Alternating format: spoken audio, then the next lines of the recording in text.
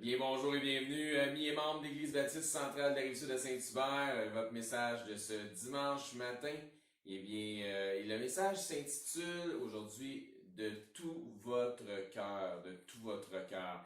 Dans 1 Pierre, commençons là, dans 1 Pierre, chapitre 1, versets 22 à 25, lisons ensemble. Ayant purifié vos âmes en obéissant à la vérité pour avoir un amour fraternel sincère, aimez-vous ardemment les uns les autres de tout votre cœur, puisque vous avez été régénérés, non par une semence corruptible, mais par une semence incorruptible, par la parole vivante et permanente de Dieu, car toute chair est comme l'herbe, et toute sa gloire comme la fleur de l'herbe. L'herbe sèche, et la fleur tombe. Mais la parole du Seigneur demeure éternellement, et cette parole est celle qui vous a été annoncée par l'Évangile. Je répète et retenez, car toute chair est comme l'herbe, et toute sa gloire comme la fleur de l'herbe. L'herbe sèche et la fleur tombe. Pourquoi est-ce que Pierre dit ça ici? Il dit ensuite, mais la parole du Seigneur demeure éternellement, et cette parole est celle qui vous a été annoncée par l'Évangile. Il dit, mais la parole du Seigneur demeure éternellement. Est-ce qu'il y avait l'âme poétique? Est-ce que c'est pour ça qu'il dit ça? Nous verrons ça un peu plus tard dans le message. Donc, de tout votre cœur. Comme ça nous dit, bien évidemment, au verset 22 du chapitre 1, ça dit, ayant purifié vos âmes en obéissant à la vérité pour avoir un amour fraternel, l'amour des uns des autres, aimez-vous les uns des autres, et c'est à l'amour que vous porterez les uns des autres que les gens ou le monde reconnaîtront que vous êtes mes disciples. Donc, avoir un amour fraternel, pas n'importe comment, sincère. Aimez-vous, pas juste un peu, ardemment les uns les autres, de tout votre cœur. Et ça aussi, on va y revenir à ça. Donc, dans le chapitre 1 de Pierre 1, et c'est rempli de bonnes choses. Donc, je pense qu'on pourrait faire plein de messages avec juste ce petit passage-là. Comme le reste, c'est rempli de bonnes choses comme le reste des Écritures d'ailleurs. Mais dans le sens où il y a plusieurs messages, comme je disais, possibles juste à partir de ce chapitre-là.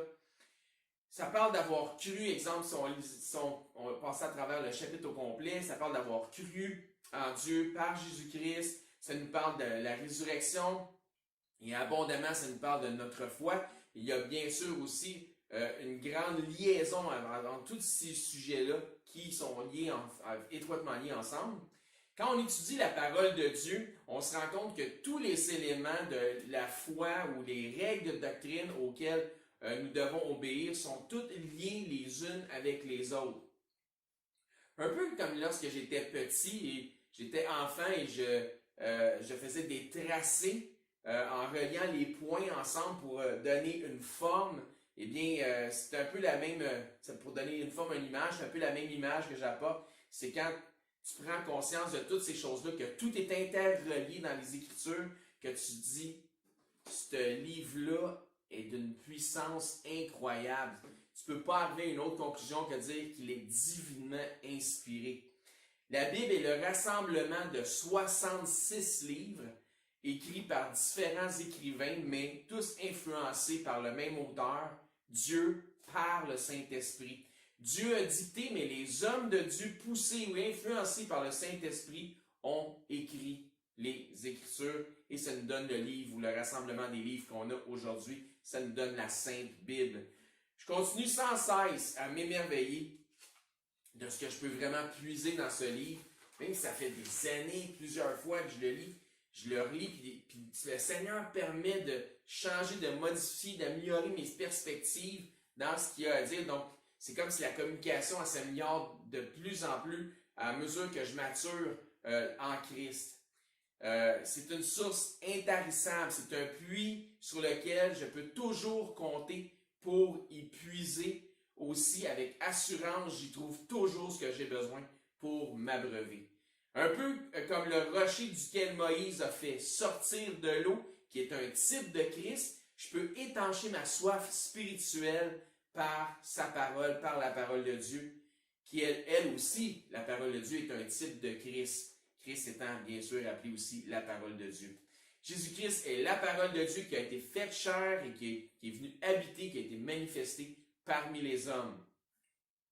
Dans 1 Pierre 1, au verset 17, si on lit la deuxième partie et on continue jusqu'au verset 19, ça dit « Conduisez-vous avec crainte pendant le temps de votre pèlerinage, donc notre temps ici-bas, sachant que ce n'est pas par des choses périssables, par de l'argent ou de l'or que vous avez été rachetés de la vaine manière de vivre que vous aviez hérité de vos pères, mais par le sang précieux comme d'un agneau sans défaut, sans tache. » Bien sûr, il fait référence au sang de Jésus-Christ. Par le sang précieux de Jésus, nous avons été rachetés. Le corps d'un homme adulte contient plus ou moins 5 à 6 litres de sang. Dans toute l'humanité au grand complet, dans toute son histoire, depuis que le péché a été consumé dans le jardin d'Éden, parmi des milliards d'humains qui ont vécu et qui vivront probablement encore, il n'y a que 5 à 6 litres de sang qui pouvaient et qui peuvent encore faire une différence éternelle. Comprenez-vous comment est précieux le sang de Christ? Ça dit encore une fois, ce n'est ni par l'argent ni par l'or que vous avez été rachetés de la vaine manière de vivre que vous avez hérité de vos pères, donc du péché quasiment par hérédité, mais par le sang précieux de Christ. Il est aussi précieux parce que si ce n'était pas de celui-ci, nous serions sans espoir, puis toutes les richesses de ce monde ne valent pas les 5 à 6 litres de sang que Jésus nous a offert sur la croix du Calvaire pour nous racheter. Donc, gloire à Dieu pour Jésus, pour son obéissance et son sacrifice volontaire. Et à ça, je dis un grand Amen. Donc, dans 1 Pierre 1, 22, la première partie du verset dit « Ayant purifié vos âmes en obéissant à la vérité. » Ayant purifié vos âmes en obéissant à la vérité. Donc, le sang de Jésus nous a rachetés. Notre obéissance à la vérité a pu purifier nos âmes. Ayant purifié vos âmes en obéissant à la vérité. C'est définitif. Pas d'obéissance à la vérité, pas de purification de notre âme. C'est l'obéissance à la vérité qui a fait en sorte que notre âme a pu être purifiée. Ce que je veux dire ici, c'est que le précieux sang de Christ a été versé pour tous les hommes, toute l'humanité au grand complet. N'en demeure pas moins que la Bible nous enseigne qu'il y a beaucoup d'appelés, mais peu d'élus. Comme on le voit dans la parabole du semeur, par exemple, si vous connaissez l'histoire, la parole de Dieu a été prêchée, mais ce n'est pas tous les cœurs, c'est-à-dire tous les types de sols, comme on le voit dans la parabole du semeur, qui la reçoivent. Ce n'est pas tous les cœurs qui lui obéissent afin d'obtenir le salut. Premièrement, lorsqu'on entend la prédication de la parole de Dieu, tout comme vous l'entendez aujourd'hui si vous écoutez le message, si bien sûr vous avez, comme Jésus le dit, des oreilles pour entendre, vous serez confronté à un choix. Le choix sera soit d'obéir à la parole de la vérité pour le salut de votre âme, si vous n'avez jamais confessé Christ, en mettant votre confiance dans le sacrifice que Jésus a offert sur la croix du Calvaire et le sang que Jésus a versé, sa mort, le récit aussi des témoins qui l'ont vu comme étant ressuscité. Donc, mettez votre confiance aussi en ça et votre foi en sa résurrection. Si vous croyez dans votre cœur qu'au Seigneur Jésus comme étant le Messie et le Fils de Dieu, que vous le professez de votre bouche, ben c'est le premier signe d'obéissance à la foi.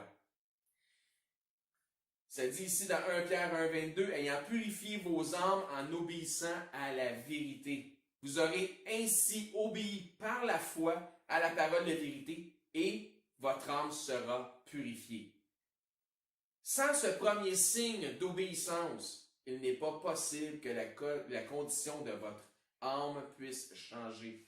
Donc, ça prend la profession de foi. Tout commence par professer le nom du Seigneur. Donc, sans l'obéissance à l'appel de l'Évangile pour le salut de votre âme, sans cette profession de foi, comme je disais, pas d'espérance. Si le Saint-Esprit, malgré tous ses efforts, on parle du Saint-Esprit, là, on parle de Dieu sous la forme du Saint-Esprit, si malgré tous ses efforts ne peut vous convaincre que vous êtes un pécheur, que vous avez, que vous avez transgressé les lois du Seigneur, donc que vous êtes un pécheur, que Dieu est un juste juge, donc il va amener un jugement, et qu'il jugera tous les pécheurs, et que le jugement des pécheurs, eh bien, c'est les tourments de l'enfer pour l'éternité. Si le Saint-Esprit ne peut vous convaincre de ceci, ben, s'il ne peut pas vous convaincre de péché, de justice et de jugement à venir, vous avez probablement le cœur trop dur et votre destinée, donc, est scellée pour une perdition éternelle et c'est votre choix, bien qu'il soit malheureux. Non pas que je cherche à vous faire peur, à vous prêcher par la peur, mais vous devez être avisé de la réalité des choses à venir après votre passage ici, sur votre pèlerinage sur cette terre. Si par contre vous êtes convaincu de votre besoin d'être racheté, d'être nettoyé de vos iniquités qui font la guerre à votre âme, Jésus est votre réponse. Le travail de Jésus, c'est de racheter ceux qui croient pour le salut de leur âme. Laissez Jésus être votre avocat devant Dieu, qui est lui le juste juge. Laissez Jésus plaider votre cause. Ne permettez à aucun homme, femme, enfant, souci, philosophie, crainte, religion, doctrine ou autre vous détourner de l'amour que Christ a à vous offrir. Dans 1 Pierre 1,22, ça dit « Ayant purifié vos âmes en obéissant à la vérité ». Si vous ne l'avez jamais fait, si vous n'avez jamais encore purifié votre âme en obéissant à la vérité de l'Évangile, vous pouvez maintenant purifier votre âme en obéissant à cette vérité. Obéissez et votre âme sera enfin purifiée. Si vous n'avez jamais confessé Christ comme étant votre Seigneur et Sauveur, vous faites maintenant face à un choix. Obéir à la vérité ou y désobéir et ainsi continuer votre vie sous l'emprise de celui qui est appelé le prince de ce monde, c'est-à-dire le diable, qui est en fait Satan. 1 Pierre 1,22, lisons-le au complet maintenant.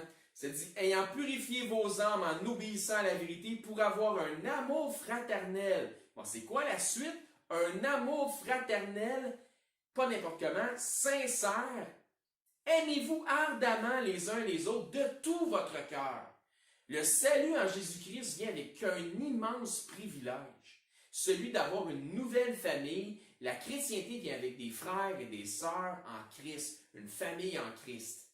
Il y a une nécessité chez les croyants de s'assembler. Je le sais avec les situations qu'on vit là, ça fait longtemps qu'on ne s'est pas assemblé et j'espère que vous avez hâte de retrouver cette synergie-là et de se rassembler, de vous rassembler encore à nouveau avec les frères et sœurs où on a l'habitude de le faire. Donc, quand l'option est présente, valide et disponible, donc écoutez bien les mots que je dis, quand l'option est présente, valide et disponible, accessible, les croyants doivent s'assembler. Là, pour l'instant, c'était pas possible, donc l'option n'était pas possible, valide ni disponible. Mais là, lorsque ça le deviendra, eh bien, j'espère que notre cœur sera à la bonne place pour aller s'aimer d'un amour fraternel sincère et de tout notre cœur. Autrement dit, s'il y a une église qui enseigne selon la vérité qui se trouve à proximité d'où est le croyant devrait souhaiter se joindre aux frères et sœurs qu'il a en Christ. Le croyant devrait avoir ce besoin naturel de s'assembler avec ceux de sa famille, donc avec ceux qui partagent une foi commune avec lui.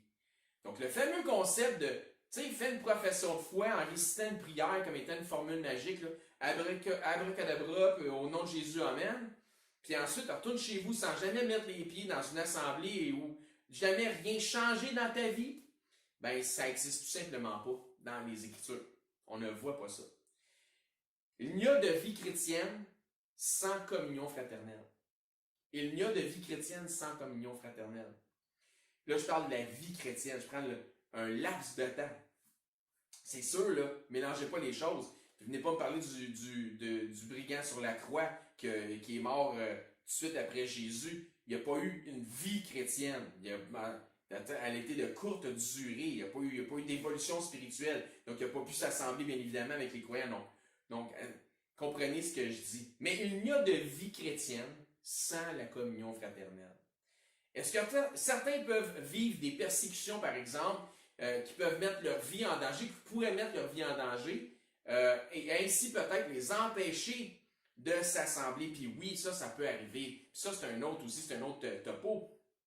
On voit ce type de phénomène arriver dans les Écritures où vraiment il y a eu de la persécution, puis de la dispersion, puis ces choses-là. À ce moment-là, il s'agit d'être prudent, mais on voit que même dans la persécution, par exemple, les disciples se réunissaient et devenaient de plus en plus fervents encore dans la prière commune, ensemble, unis. Puis on peut voir ça dans l'Acte des Apôtres, comme par exemple lorsque Pierre était en prison. Il n'est pas dit que ça nous arrivera jamais, mais une chose est certaine, c'est que la vie du croyant est reliée à l'Église, c'est-à-dire à l'Assemblée. Et les Écritures sont vraiment, vraiment claires à ce sujet.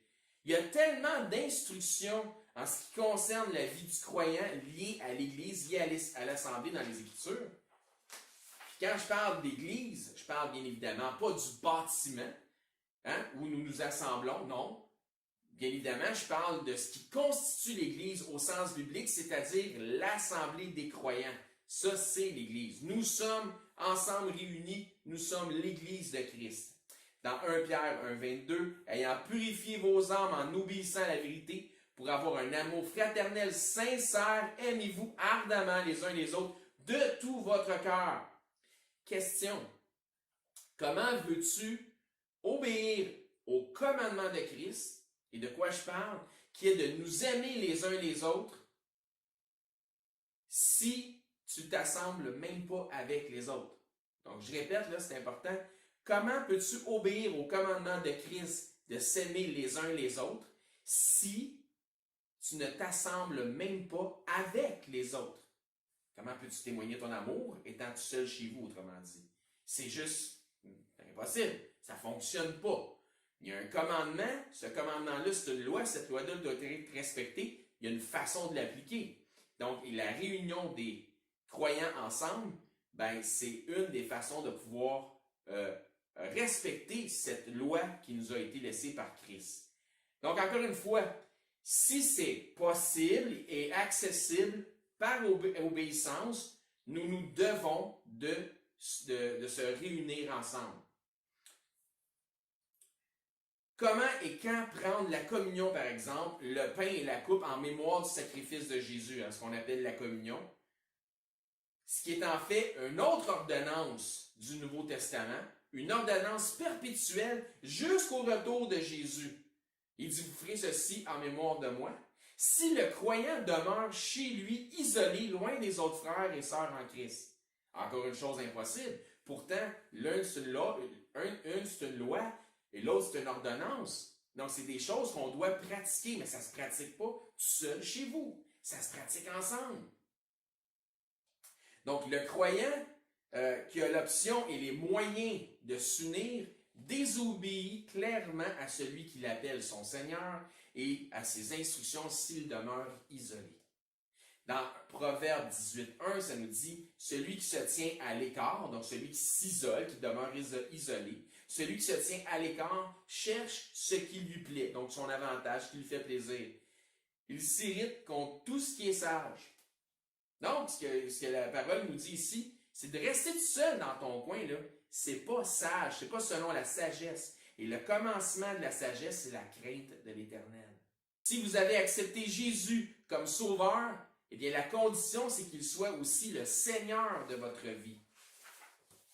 Donc, comme je le disais, il y a un commandement qui est clair, c'est de s'aimer les uns les autres. Il y a une institution qui est la communion, et les deux ne peuvent s'accomplir bibliquement que lorsque vous êtes réunis ensemble avec votre famille en Christ. Dans le cas contraire, c'est une désobéissance volontaire, encore une fois, si c'est possible, accessible, etc. Mais si vous ne le faites pas et que toutes les disponibilités sont là, les possibilités sont là, donc dans le cas contraire, c'est une désobéissance volontaire.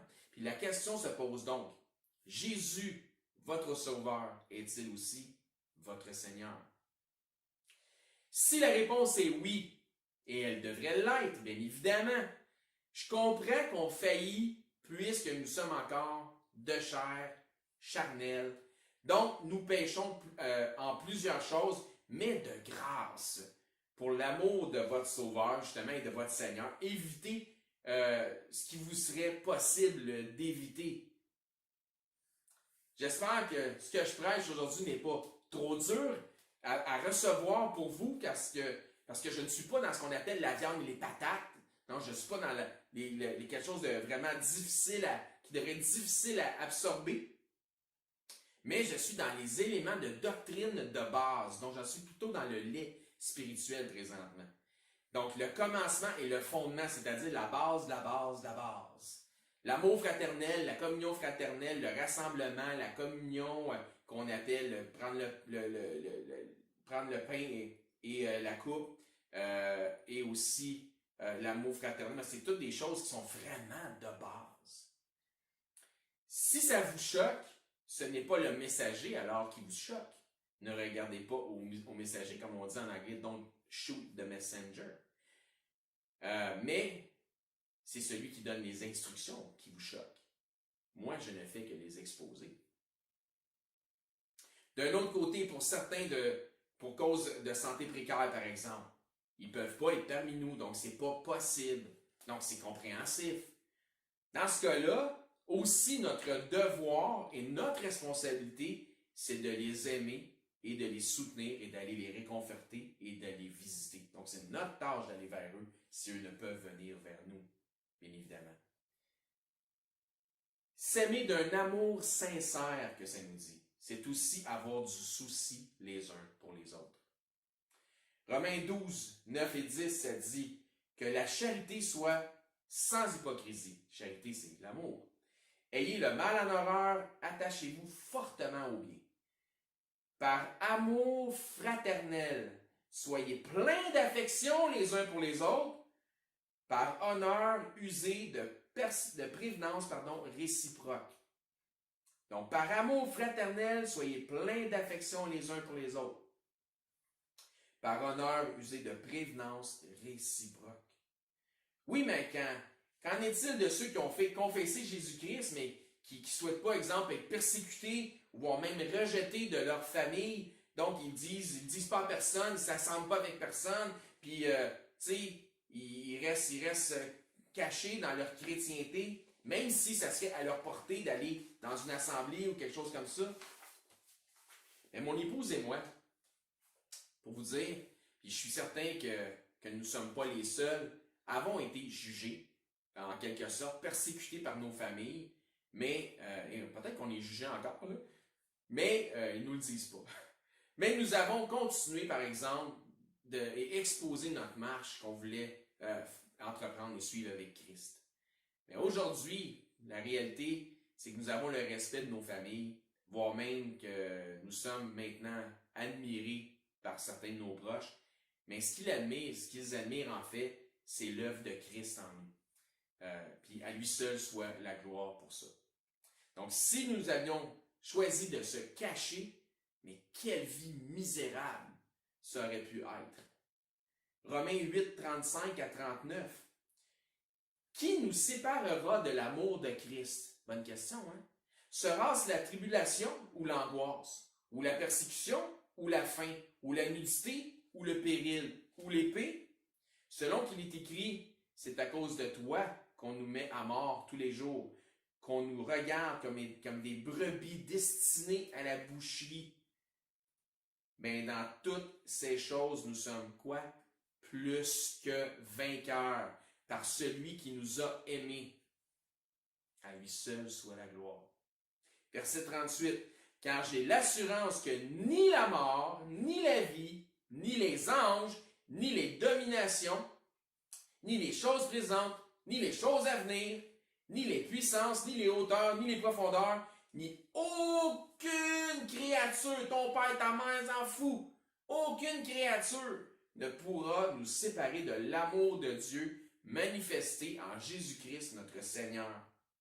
ni un pseudo-pasteur, ni un faux frère, ni un hérétique, ni une tribulation, ni une secte, ni une religion, ni une fausse doctrine, ni un télé-évangéliste, ni celui qui vous prêche présentement et qui est en avant, ni le diable, ni ses ruses, ni mes péchés, ni mes convoitises, ni mes émotions, rien, absolument rien ne pourra nous séparer de l'amour de Dieu manifesté en Jésus-Christ, notre Seigneur.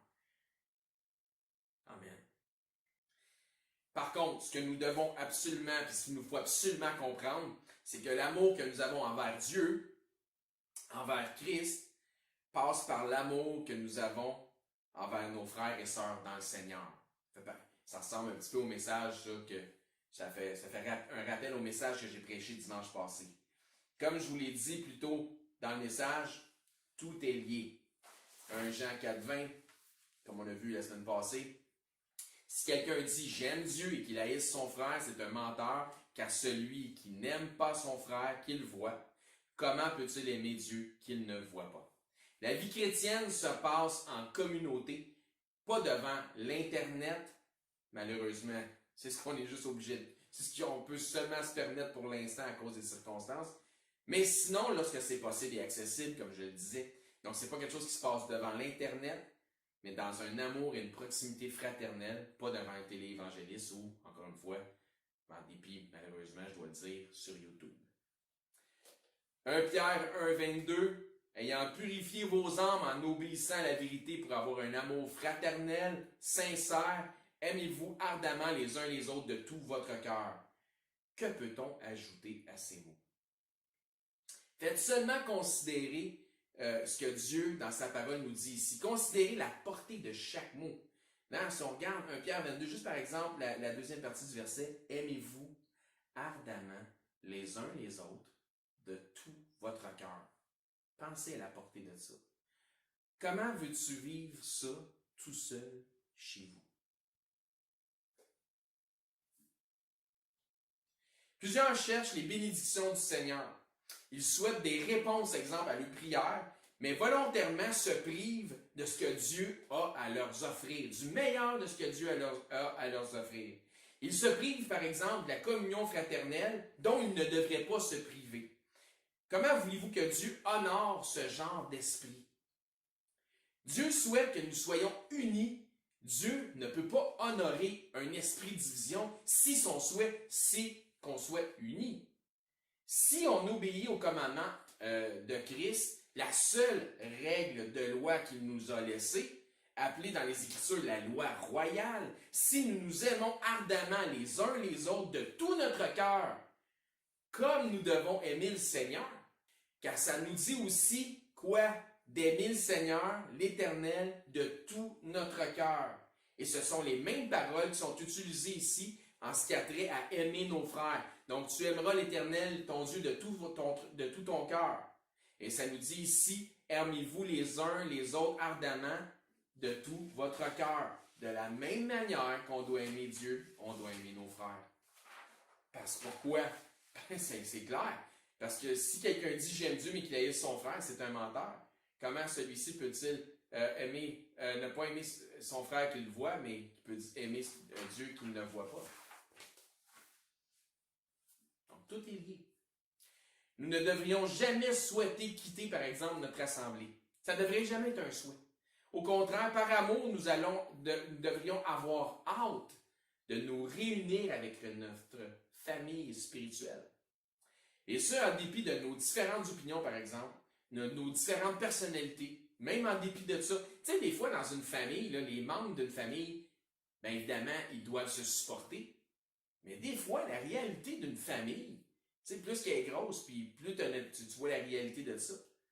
Mais la réalité d'une famille, c'est que des fois, ils se supportent, mais des fois, ils s'endurent. Pourquoi? Parce qu'ils ont des différentes personnalités, ils ont des différentes opinions, mais ils se doivent de s'aimer les uns les autres. Pourquoi? Parce que c'est un commandement, c'est une loi.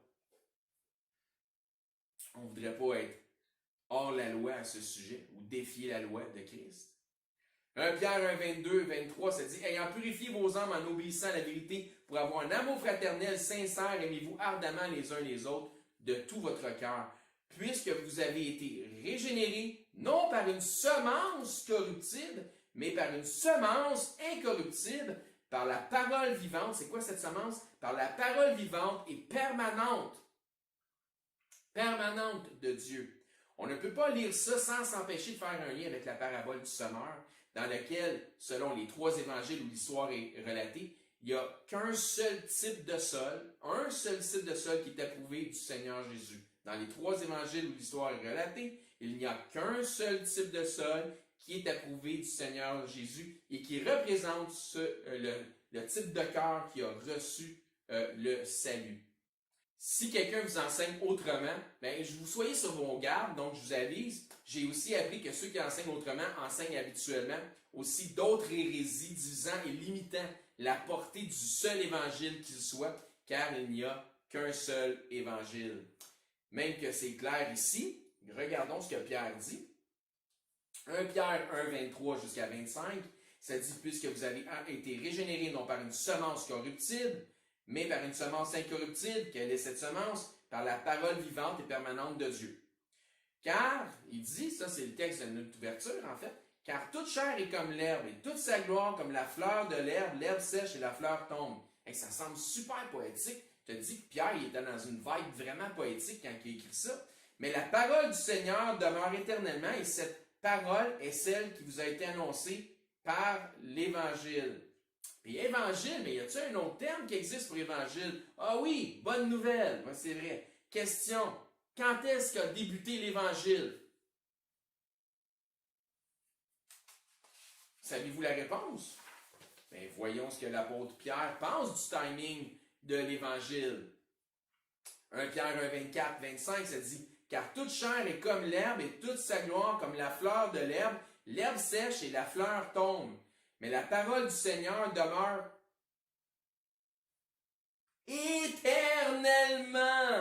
Et cette parole est celle qui vous a été annoncée par l'Évangile. » Bon, c'est beau ce que je viens de lire. En fait, encore une fois, je trouve que ça semble poétique, mais est-ce que Pierre avait vraiment l'âme d'un poète lorsqu'il a écrit ça? Voyons, c'est drôle. Regardons dans Ésaïe 40, versets 6 à 11. Une voix dit « Crie » et il répond « Que crierai-je » Écoutez bien, c'est intéressant. Toute chair est comme l'herbe et tout son éclat est comme la fleur des champs. L'herbe sèche, la fleur tombe. Quand le vent de l'Éternel souffle dessus, certainement le peuple est comme l'herbe. L'herbe sèche, la fleur tombe, verset 8. Mais la parole de Dieu subsiste éternellement. Pierre n'était pas poétique quand il a écrit 1 Pierre, verset 24-25. Non, il relatait le prophète Isaïe, il citait les Écritures de l'Ancien Testament. Verset 9 de Ésaïe 40, verset 9 d'Ésaïe 40, « Monte sur une haute montagne pour Sion, pour publier la bonne nouvelle, l'Évangile. La bonne nouvelle, élève avec force ta voix, Jérusalem, pour publier la bonne nouvelle, l'Évangile. Élève ta voix, ne crains point, dis aux villes de Juda, voici votre Dieu. Voici le Seigneur l'Éternel vient avec puissance, et de son bras il commande. Voici le salaire est avec lui, et les rétributions le précèdent. » Verset 11. « Comme un berger, il paîtra son troupeau. » De qui ça nous parle ici? Du bon berger, Jésus. « Il prendra les agneaux dans ses bras et les portera dans son sein. » Ça veut dire comme ça. Ça, c'est le sein, la poitrine, comme ça. J'ai déjà tenu un bébé chef, qui avait encore une partie de cordon ombilical pas séchée, et c'est effectivement comme ça que je le tenais.